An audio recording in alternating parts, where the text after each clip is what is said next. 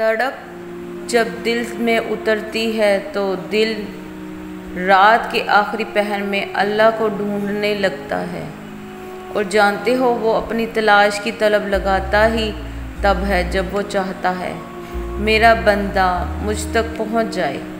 फिर रब के आगे झुकने से, अपनी गलतियां तस्लीम करने से, खुद को इसके सुपुर्द कर देने से वो अल्लाह आपकी रूह में सुकून भर देता है, सारी उलझनें सुलझा देता है, सारी प्यास बुझा देता है।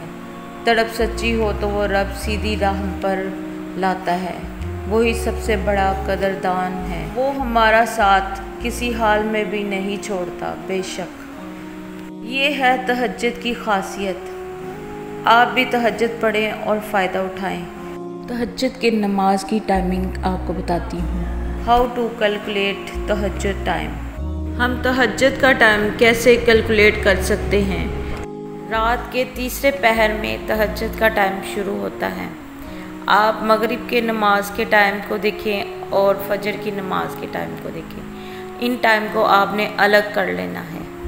फिर बाकी रह गए 10 घंटे। उन 10 घंटों को आपने 3 हिस्सों पर डिवाइड कर देना है।